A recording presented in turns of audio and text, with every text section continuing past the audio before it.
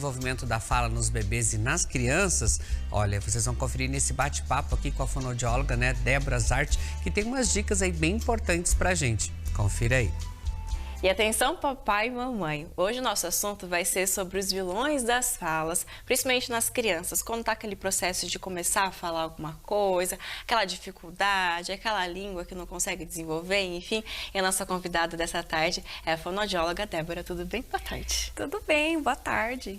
Então, eu quero que você fale pra gente, Débora, quais são os maiores vilões da fala nas crianças? Então, existem muitas formas da gente ter informações, né? E a gente criou esse jeito meio lúdico, falando dos vilões, né? Criando esse encantamento para conscientizar tanto as crianças e também divertir um pouco os pais que passam por essas situações no dia a dia aí, para deixar um pouco mais leve. Então, a gente chama de vilões da fala aqueles fatores externos ou internos da criança que vão atrapalhar, desviar ou até atrasar o desenvolvimento da fala das crianças.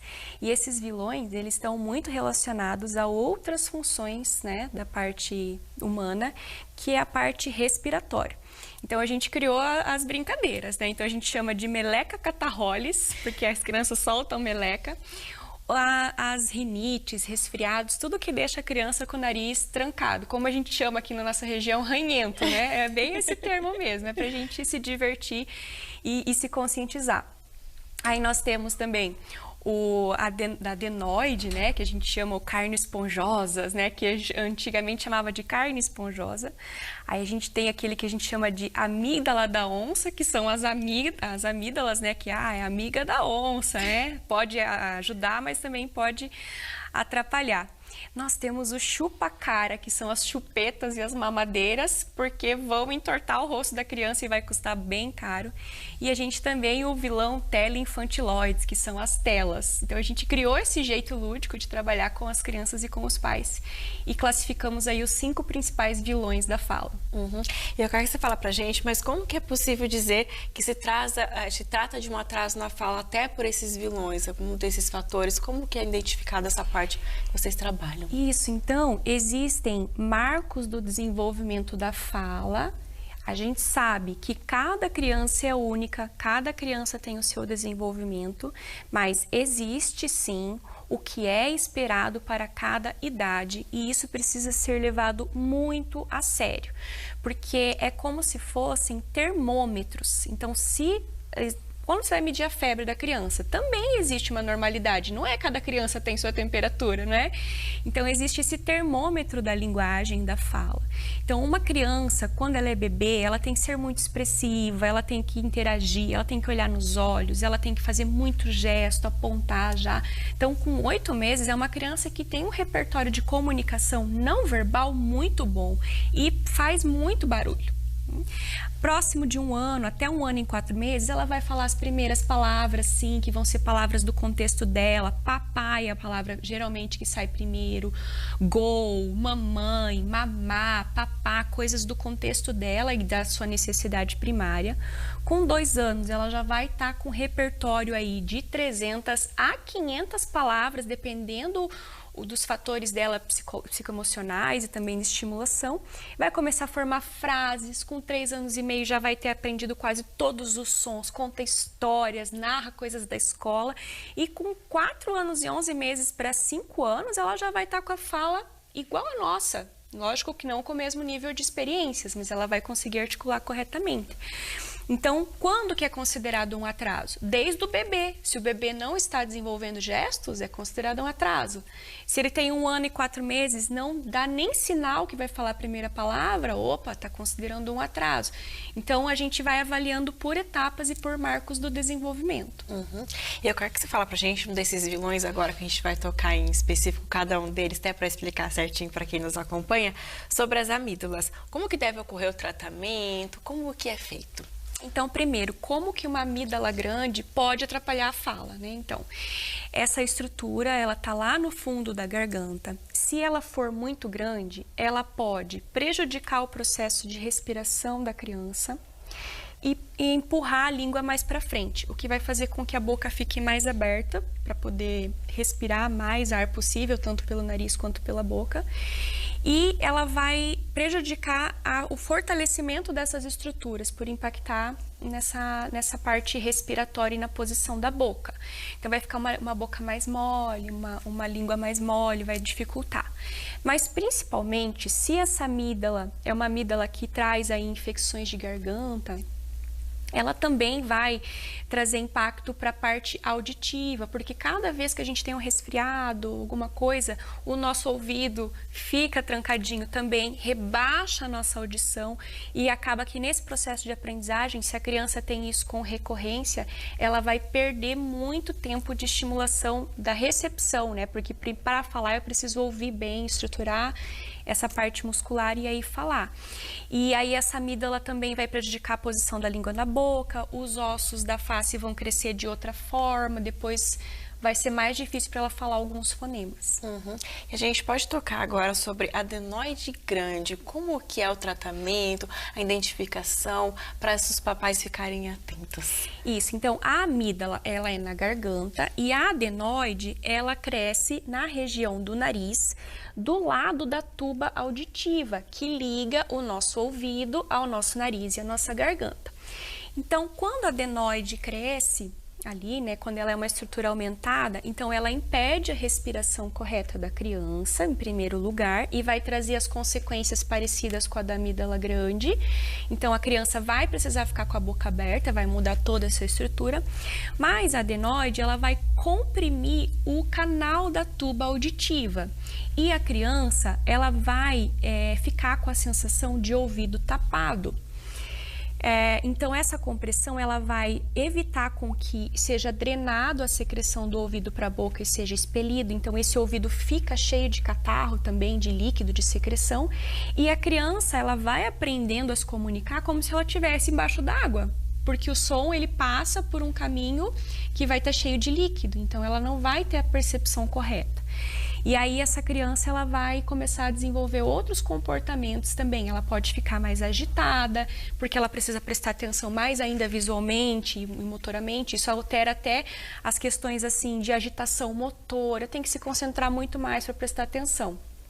E tanto a amígdala quanto a adenoide, né, vocês têm excelentes profissionais que vêm aqui também, que são os otorrinos, eles vão fazer uma avaliação e vão iniciar com tratamento conservador, né, então vão passar sprays, alguma medicação fazendo conservação e vendo quanto que eles conseguem reduzir isso por alguns meses, mais o tratamento fonoaudiológico, a criança fazendo exercícios para melhorar a parte olfativa, para melhorar o posicionamento da boca, e aí a gente verifica se consegue evitar um procedimento cirúrgico, que é a retirada das amígdalas e da adenoide. E existem casos que a gente avalia que a criança tem um atraso tão significativo que a gente chega até a pensar em autismo, de tanto que isso impacta o social, né?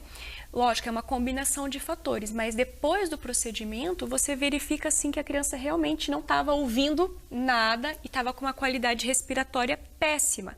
Inclusive dorme mal à noite, não tem o sono reparador, não entra no sono REM e não memoriza todo o aprendizado que ela teve de fala durante o dia, acabando gerando um atraso muito importante. E agora a gente vai tocar no assunto das ites, rinites, alergias, enfim, que nós adultos já sofremos bastante, então imagina as crianças também, ainda mais esse processo do desenvolvimento da fala, de aprender as coisas novas, como que pode ser esse tratamento, essa identificação?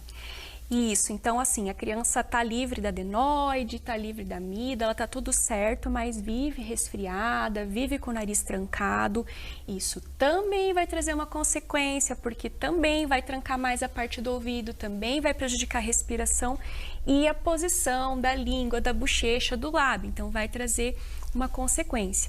Então, o ideal é você procurar um especialista, não ficar somente no atendimento com o pediatra, porque o pediatra, ele tem ali a preocupação com aquele desenvolvimento global da criança, estuda todos os assuntos, mas o especialista, ele vai conseguir dar um direcionamento melhor para as ites e dar mais qualidade de vida para a criança.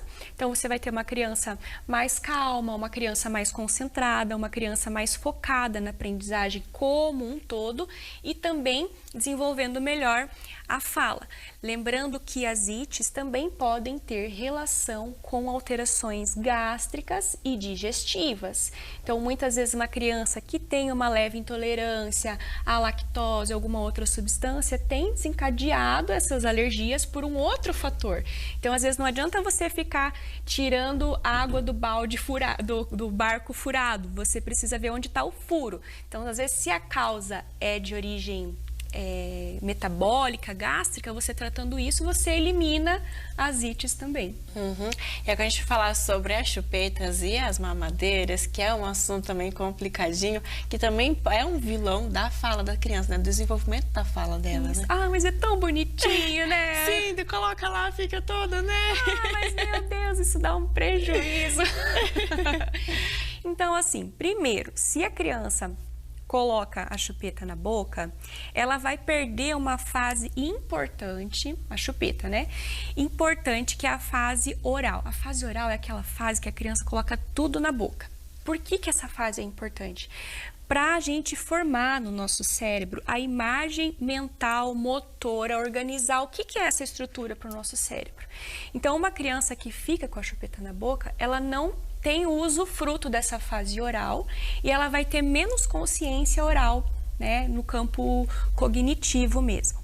Outra questão, se a criança está com a boca ocupada, como que ela vai falar? Não tem como, né? A criança que vai ficar mais quieta. E outra questão é que você está colocando um objeto diferente do nosso corpo durante a fase de crescimento, em que os ossos são estruturas que estão sendo moldadas. Então, os ossos da boca, eles vão ser moldados em volta dessa estrutura. Então, se tem alguma coisa aqui no meio, vai ficar essa estrutura no meio. Então, a língua vai ficar abaixada, vai prejudicar a deglutição. A língua não vai trabalhar direito para fazer a mastigação, depois para experimentar novos alimentos. E ainda você vai ter a mordida aberta, que é aquela criança que tem os dentinhos para frente, para baixo, né, que fica aquele buraquinho no meio ali. Então, a chupeta vai prejudicar por todos esses fatores. Assim, mas a chupeta calma. Mas olha, pera lá, se a criança está chupando chupeta o dia todo, ela está nervosa o dia inteiro, alguma coisa aí não tá legal, né? E outra, a gente tem que aprender a lidar com as emoções, né? E entender. Agora, lógico, né? Ai, meu Deus do céu. E a mamadeira também. A mamadeira também vai trazer um impacto ainda maior, porque a criança faz força daí para tirar o leite lá de dentro. E também porque daí gera cáries, a higiene dentária não fica tão legal, né, com a mamadeira. Daí uma coisa que os pais fazem, tá, mas eu precisei. Não, tudo bem, gente. Eu também, meus filhos chuparam o bico, né, que aqui a gente chama de bico, chupou o bico e mamou na mamadeira. Sim, a gente, né, não cabe a nós julgar qual que é a situação. Se puder evitar, se tiver essa consciência, se a criança não quiser, ok. Precisou chegar nesse recurso? É um recurso? É. Então, tá usando? Até que idade? Então, uma idade boa para você fazer a retirada é entre 2 e 3 anos. Por quê? Também é a fase que a criança está indo para o processo de controle de esfíncteres. Então, uma fase que a criança tem muita autonomia, que ela quer, assim, se libertar, que ela quer, né? A gente até fala que é a fase do mini adolescente, né? Que eles se sentem. Então, aproveita essa fase, porque também nessa fase, dessa fase em diante, a gente consegue rapidamente. É impressionante, o pai tira a chupeta em 15 dias, você vê outra boca na criança, eles ficam impressionados. Então, assim, os ossos ainda estão muito fáceis de serem moldados e volta bem rapidinho. E agora a gente vai tocar num assunto também que é complicadinho, que é sobre as telas, né, Débora? Vocês, mas eu vou colocar um negocinho ali no celular para a criança ver, para ela ficar mais quietinha, na TV, enfim, mas isso também pode prejudicar a fala da criança, porque ela fica só recebendo e não desenvolve também essa parte do falar, né? Isso. Então, assim, primeira coisa, é comprovado que uma criança que aprende coisas na tela, através da tela, mesmo que seja lá um jogo, que ela monte blocos, ela não consegue reproduzir esse aprendizado no concreto, no 3D. Então, assim, o que é melhor? A criança aprende a manipular brinquedos, a fazer as coisas na vida real e depois, se ela vê isso na tela, ela vai ter experiências sensoriais que façam que ela entenda o que está acontecendo. Então, essa expectativa de que a criança está aprendendo com a tela, ela não é 100% correta. A criança vai interagir mais com a tela, vai deixar de interagir com os demais, então não vai ter motivos para se comunicar. E a tela, ela gera, assim, uma reação física, fisiológica, que gera o vício, né? Tão grave quanto drogas bem graves. Então a criança quer cada vez mais e ela deixa de se relacionar, de viver as coisas no mundo, de aprender a desenvolver as habilidades socioemocionais e também de desenvolver a fala e a comunicação. Mas as telas, a gente chama dos teleinfantiloides, né? Eu falo para as crianças, ficar assistindo muito, isso aí vai ficar com ele quadrado. Elas vão prejudicar também por conta do excesso de telas pelo uso dos pais. Então, assim, quando nós éramos criança, a gente assistia TV lá, né? Então, todo mundo sentava, assistia o mesmo programa e aí já rolava uma conversa, uma discussão, então tinha conversa sobre o assunto, né? Hoje, o que a gente percebe? Os pais muito no celular, você entra ali no Instagram, você vai ver uma coisinha, quando você vê, você tá ali 1 hora, 2 horas, e aí acaba que a gente deixa de interagir, deixa de estimular, deixa de estar com a criança fazendo brincadeiras, né? Criando brincadeiras, brincando de gatomia, de esconde-esconde, montar barraquinha, 5 Marias, né? Até envolvendo as crianças nas tarefas da casa, tudo isso é muito ponto de estimulação. Então, tanto as crianças têm que cuidar desse uso das telas, quanto os pais. Tem uma policiação, né, Débora, tanto ali das crianças, dos pais também. Peraí, minha criança tá fazendo isso, mas peraí, como que eu tô agindo? Será que eu tô muito no celular também? Não tô deixando de brincar? Enfim, é tão gostoso também esse momento que os pais têm, né? Eu lembro da minha infância, meus pais quando brincavam comigo, é tão gostoso o momento ali de recepção ali. Ai, vai brincar de esconde-esconde, de pega-pega. É um momento assim que fica guardado, né? Então é importante também num todo para a criança, né? Sim. E uma dica, então, se você já está com o filho lá, que já estão, né, acostumado com as telas, o que vocês podem fazer para começar a reverter esse cenário? Crie um mural de rotina da semana. Deixa o momento para assistir a tela, não dá para tirar agora, né? E aí cria lá, segunda-feira é o dia dos jogos de tabuleiro, terça-feira é o dia da culinária diferente, quarta-feira é o dia do parquinho, né? E aí determina ali um tempo de tela, ali 15, 20 minutos. Pode pôr a tela todo dia ali, para a criança ficar satisfeita. E sempre dê preferência para a televisão e não o tablet e o celular. Por quê? Porque a criança na frente da televisão, ela tem uma distância, então não prejudica tanto a parte de visão, tanto que a gente está com uma epidemia de miopia por conta de uso de telas, né? E aí a criança, ela vai se distrair com outras coisas no ambiente. Deixa brinquedo ali no chão, quando ela vê, ela já vai estar brincando, vai ter mais essa facilidade. Enquanto que o tablet e o celular, não, você gruda ali, você não consegue mais enxergar nada que tem em volta. Então, Débora, eu quero te agradecer por essas dicas, falar um pouquinho mais sobre esses vilões das falas, como que os pais devem ficar atentos e procurar a ajuda de especialistas do fono também. Obrigada, viu? Obrigada a vocês. E se os pais ficarem com um pouquinho de dúvida, eu tô com isso, a criança tá muito, por exemplo, assim, nessa questão da tela, as brincadeiras, ou identifiquei que a minha criança tá com esse probleminha na fala, como que elas podem te mandar uma pergunta, uma mensagem lá no Instagram? Então, nós temos um Instagram recheado, lá tem vídeos, tem conteúdos para vocês e vocês também podem mandar mensagem. Então, é fadafala com h.oficial, fadafala.oficial. Lá você tem algumas dicas lá e mais informações sobre todos esses vilões. Agora ficamos por dentro desses 5 maiores vilões que comprometem o desenvolvimento na fala nas crianças, né? E se você, pai ou mãe, percebeu algum desses sinais no seu filho,